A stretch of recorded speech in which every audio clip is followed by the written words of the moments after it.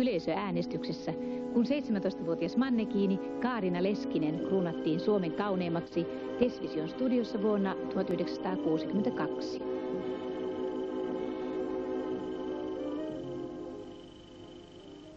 Vuoden 1963 Miss Suomi oli Marja-Liisa Ståhlberg.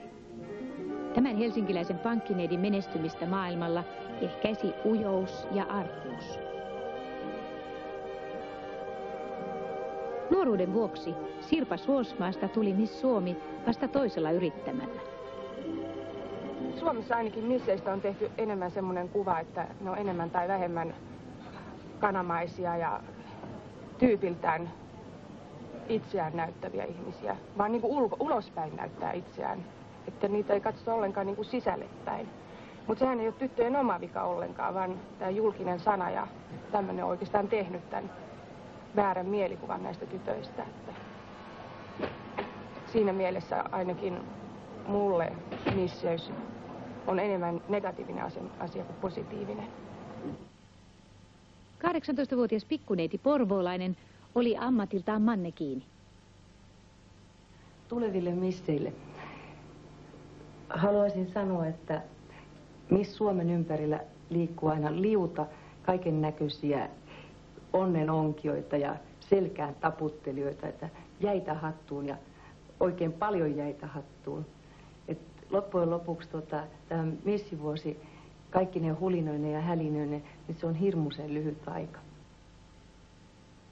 Satu osallistui Östringin perheen tyttäristä 4. Miss Suomi-kilpailuihin. Neitonen näki misseydessä mahdollisuuden ansaita rahaa. Kauneusrintamalla on jälleen käyty kova kamppailu Miss Suomi-tittelistä. Kilpailu suoritettiin Pasilan TV-studioiden suojissa, jonne oli loihittu tilanteen mukaiset juhlavat puitteet. Kilpailijoiden valinta tapahtui tällä kertaa siten, että 100 valokuvan perusteella 59 neitosta kelpuutettiin välieriin ja kutsuttiin Helsinkiin lopullista karsintaa varten. 51 saapuneesta valittiin sitten 15 loppukilpailuun. Tämän vuoden kauneimmaksi oli tuomaristo valinnut 21-vuotiaan tummatukkaisen opiskelijan Ritva Lehdon, jolle Satu Östring luovutti missin manttelinsa kruunaten hänet vuoden 1967 Miss Suomeksi. Juhlallinen tilaisuus päättyi missivalssiin Merisotakoulun oppilaiden toimiessa kohteliaina kavaljereina.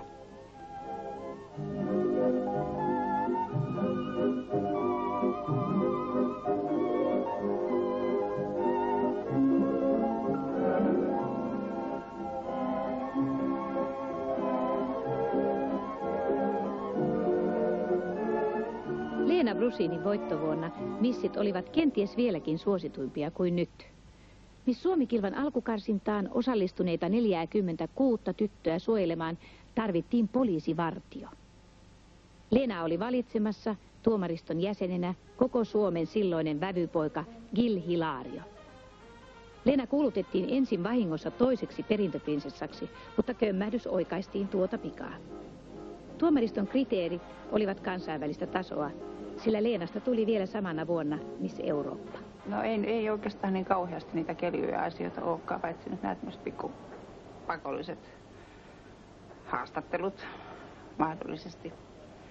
Mutta sen sijaan se positiivisia asioita on ollut paljon. Silloin kun pääsi aktiiviaikoinaan matkustelemaan, näki maailmaa ja tapasi paljon erilaisia ihmisiä ja semmoista aina oppii. No, misseys oli tavallaan tällainen ponnahduslauta mallimarkkinoille ja sitä kautta sain itselleni myöskin toisen ammatin. Ja mallina ja missinä ollessani sain matkustaa paljon, näin sellaisia paikkoja, johon ehkä muuten ei olisi tullut hankittu matkalippuja. Ja olen saanut tavata paljon mielenkiintoisia ihmisiä, muun muassa valtion päämiehistä tunnettuihin poliitikkoihin ja myöskin tunnettuja näyttelijöitä, joita varmasti en yksityishenkilönä olisi tavannut. 19-vuotias mannekiini Ursula Rainio poikkesi rohkeasti muodista ja piti oman päänsä, kun vuonna 1970 useimmat missikandidaatit uskaltautuivat kilpailemaan kauneudesta vain tekoripsien ja peruukin turvin. Monien mielestä tiukka ja päämukainen kampaus ei tosin ollut eduksi Sirolle Ursulalle. Rovaniemen tyttö joutui ennen kruunaustaan ottamaan rauhoittavaa lääkettä. Pirjo Laitilan voittaessa järjestettiin osa kisasta erään helsinkiläisen tavaratalon näyteikkunassa. Ulkona paukkui pakkanen ja pokien raoista puhaltanut viima oli kylmettää uimapuvuissa esiintyneet tytöt. Yleisö oli miltein yhtä hämillään kuin missit. Kisan juonsi Spede Pasanen, joka oli poimivinaan kaunottaret puoliväkisin katuvilinästä. Kruunajaisilla jälkeen musikaalinen Pirjo tunnusti tanssineensa yhden elämänsä parhaimmista tai ainakin hauskimmista valsseista Speden kanssa. Pirjo osoittautui luonteeltaan optimistiseksi ja kurssailemattomaksi.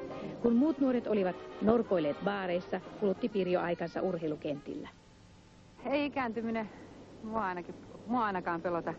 Ne vuodet, jotka sain olla missinä, sen jälkeen tulevat työvuodet ja nyt perheen ympärillä vietetyt vuodet on antanut kyllä mulle hirveän paljon. Ja nämä on aikakausia, jotka on eletty ja odotan mielenkiinnolla aikakausia, jotka tästä tämän jälkeen eletään. Ja varmasti joka aikakaus tuo hirveän paljon hyvää tullessaan, niin kuin varmasti jonkun verran myös niitä negatiivisia puolia, mutta iloisella ja objektiivisella asenteella tässä elämässä mennään läpi. Yksi on toinen ja minä ainakin.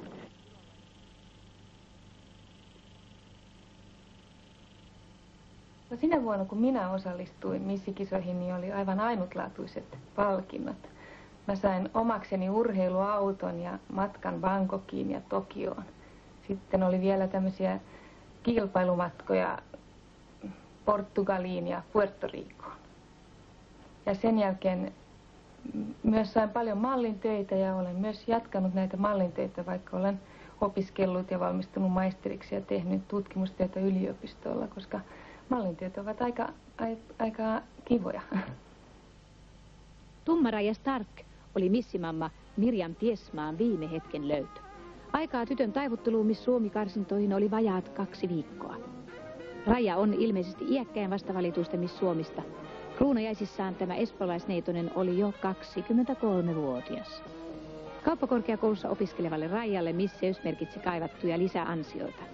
Hän suhtautui misseyteensä kuitenkin vakavasti ja otti missivuotenaan tunteja sekä englannin kielessä että kävelyssä.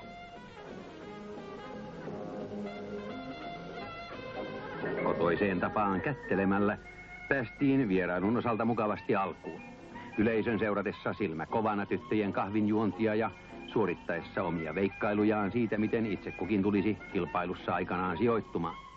Raati on täällä varmaan yhtä tarkka, joskaan ei ehkä samansuuruista kokemusta omaava kuin se tuovaristo, joka aikanaan ratkaisee, kenelle missikassi lopullisesti kuuluu. Kilpailut käytiin kireinä ja tasaväkisinä.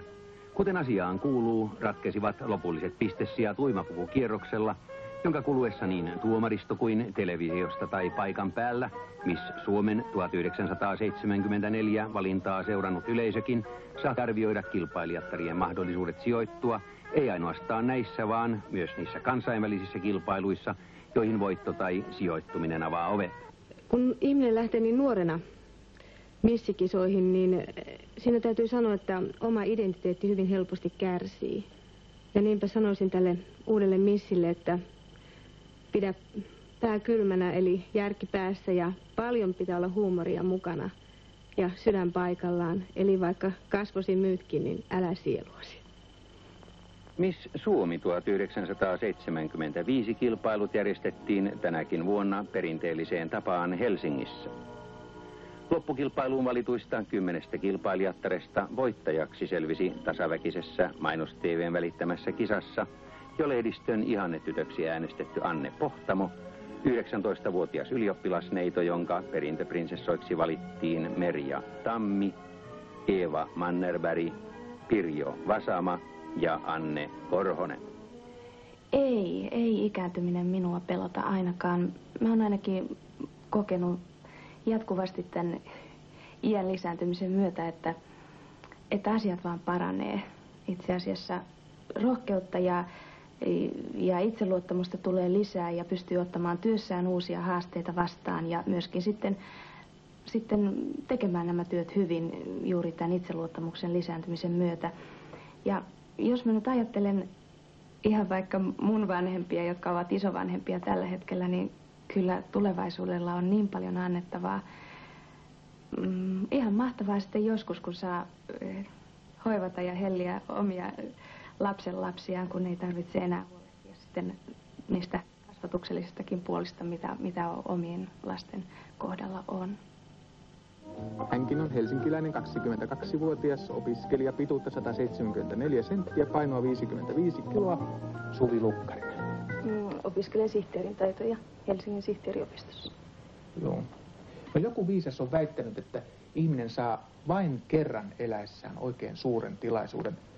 Tuntuuko sinusta, että nyt sinulla on semmoinen suuri tilaisuus?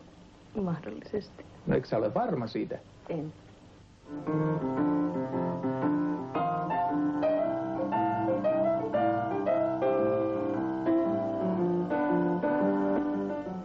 Jos aikaisempiin missiurheiluselostuksiin on uskominen, niin tällä hetkellä vastavalittu Miss Suomi odottaa sydän onnesta pamppailen kruunuansa ja viittaansa, joka tällä kertaa tulee hänelle ojentamaan Leena Brussin, Miss Suomi ja Miss Eurooppa vuodelta 1968.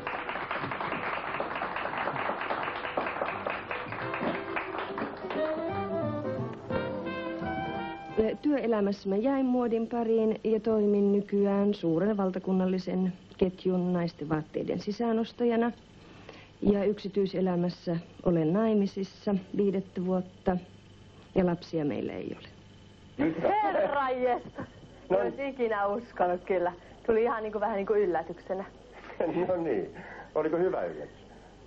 No jaa, totta kai oli hyvä, mutta en tietenkään toivoisi, että osasin oikein hyvin käyttää niin kuin sen vuoden sitten. Että oikein osasin edustaa ja näin poispäin. Mainiota. Ja toisin sanoen, oletko tähdännyt, että tästä olisi hyötyä sun ammatillisesti? Totta kai, se on ilman muuta, että sun hyötyä. Tulevaisuutesi ajatukset ovat lähinnä olla esimerkiksi mannekini tai valokuvaamallina. No jaa, ei nyt ihan sillä oikein niin kuin elämän ammattina. Vaan että kyllä se menee että kyllä sitä voi tehdä pari vuotta noin, että, mutta kuitenkin. Ei koko ikää. Ei koko ikää. Ei. Joo. Hauski missimuisto oli semmoinen, kun oli maatalousmessut tai maatalousnäyttelyt. Ja sitten siellä tämä juontaja juonsi, että jaha, sitten on tänään näytillä vuoden Sonni ja Armi Aavikko, Miss Suomi. Se oli hauski. Mitä sinä haluaisit sanoa tuleville misseille? Tuleville misseille sen, että pitää pääset kylmänä ja jalat sitten lämpimänä. Elikkä fyysisen ja henkisen puolen kondiksessa. Ja kaikki asiat, mitkä tulee, niin on silloin paljon mukavammin koettavissa. Hyvät katselijat, täällä on juuri alkamassa Miss Suomi 78 kilpailut. Me tässä istumme tyttöjen kanssa rakovalkealla.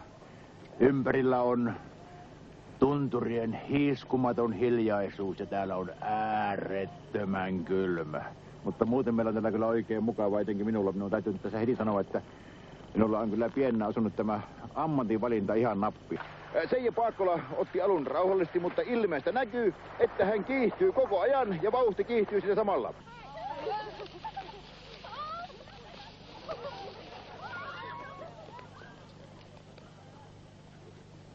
Mun nimeni on Seija Paakkola, olen 18 vuotta, asun Oulussa, opiskelen kauppaopiston toisella luokalla ja mun horoskooppi on kala. Seija Kaarin, hän on Oulun tyttöjä ja hän on 18 vuotta nuori. Siis Seija Kaarin Paakkola, mitat 90, 65 ja 90. Kirjoitin ylioppilaaksi 84 iltalukiosta ja työskentelin samaan aikaan myöskin toimistosihteerinä päivisin ja tein tyttären. Ja nyt olen taas koulun penkillä. Ja seuraavana Päivi Maarit Kristiina Uitto. Ikä 21 vuotta. Päivi on kotoisin Oulusta. Ja mitat 89, 68, 89. Sä voit ainakin multa kysyä siitä pistooliammunnosta, että onko mä voittanut kertaakaan. Onko mulla missään kilpailussa? Katso, kun minä nimittäin olen ollut kerran kilpailussa ja minä olin ainoa osanottaja omassa sarjassani ja minä sain palkinnon. Minun nimeni on Päivi Uitto. Olen 21-vuotias. Olen Oulusta ja ammattini on opiskelija.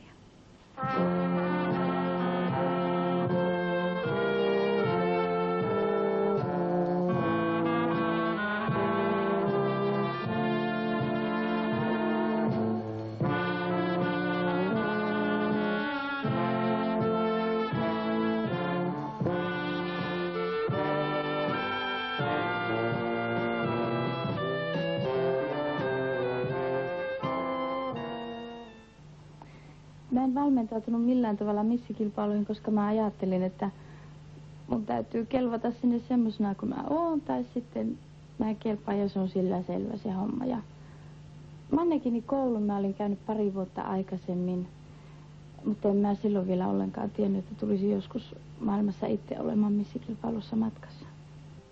Numero 5 on Sirpa Viljamaa. Hän on 21-vuotias ja Helsingistä. Ammatiltaan hän on puhelun välittäjä ja keskittynyt nimenomaan ulkomaan puheluihin. Mikä on horoskooppimerkiltäsi? Leijona. Jaha, leijona. Onks leijona luonteeltaan semmoinen, mitä mä kuvittelen? Miksi sä multa kysyt? Miksi sä kysyt mun ystäviltäni? Se voi mennä pelkäksi itse kehuksi, jos mä alan tässä luettelemaan, minkälainen mä oon. Ja numero 5, helsinkiläinen Sirpa. Hänen painonsa on 54 kiloa ja pituus 174 senttiä. Ja tilastoista kiinnostuneille kerrottakoon, että niiden maiden lukumäärä, joissa Sirpa on käynyt, on noin 15. Onhan se? On. Numero on 5. Sirpa Viljamaa!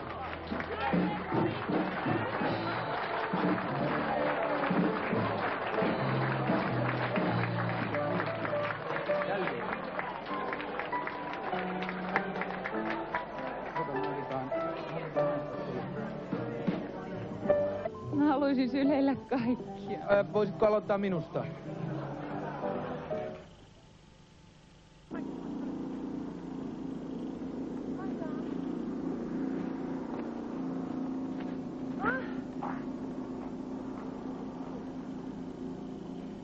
Mä oikeastaan joskus ajatellut, että julkisuus on yksi niitä maailman käsittämättömimpiä asioita. Sillä on uskomaton valta joko nostaa joku jalustalle ja sit äkkiä vähän töytästä jalusta ja niin sä mätkähdät sieltä alas. Elikkä julkisuus on ollut mulle hyvä. Se on itse asiassa ollut hyvä mua kohtaan, mutta mä oon nähnyt myöskin sen toisen puolen, eli ihan seuraavana päivänä, kun missikisat oli ollut. Kaikki lehdet oli täynnä kirkuvia otsikoita. Väärä missi voitti, rumin tyttö voitti. Ja se oli tietysti joo, se ei ollut mikään maailman mahtavin tunne. Mutta yksi hauskimpia asioita liittyy myös sinne sikäli, että ihan pari päivää missikilpailun jälkeen mä olin linja-autossa. Ja käytävän toisella puolella istui tämmönen vanhempi herrasmies, ehkä pikkusen näin niin kuin iloisessa mielentilassa. Ja se suureen ääneen totesi, että kyllä oli niin hirveät kisat taas. Hirvein tyttö voitti, mutta neiti, teidän täytyisi mennä kilpailemaan. Te voitte sitten kättelyssä kaikki missit. Työelämässä tällä hetkellä on aika kiireitä, että mähän on Mallin ja Mannekinin työssä mukana, joka on lähtenyt siitä missikilpailusta alkunsa saanut. Ja tällä hetkellä on menossa Lenitan harjoitukset. Mä oon lähdössä Lenitan Suomi-kiertueelle mukaan. Haloja? Hei. Onkohan Sari Asphom taas? Puhelimessa. No täällä on Mannolan Pirkko, hei. No hei. Mitä sulla nykyään kuuluu työ- ja perhe-elämässä? No, työssähän mä oon ollut tuossa tommosessa lähtevaatekaupassa, mikä mulla on itselläni. Joo. Muut yhden rouvan kanssa. Mutta nyt mä oon lopettamassa sitä kauppaa ja on tällä viikolla ihan sitä loppumyyntiä jo. Ja sitten mä aloitan tämän mun poikaystäväni toimistossa tekemään töitä. Mitä sä Niina kilpailusta haet? No lähinnä varmaan kokemusta ja itsevarmuutta lisää. Itsevarmuutta. Sä vaikutat kauhean itsevarmalta ja näin, mutta sä et sitten ilmeisesti olekaan. No mä voisin sanoa näin, että mä oon pienempänä ollut aika ujo ja arka, mutta mä oon ehkä saanut itsevarmuutta nyt sitten näiden kisojen kautta.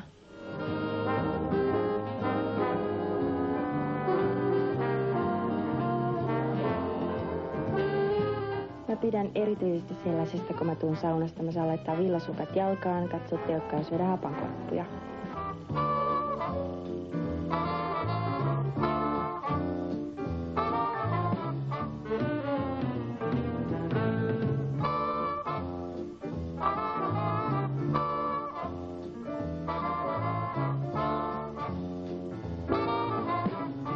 Suomi 1983 on kilpailijatar numerolla 3 Niina Rekola, ja Niina on täällä jo.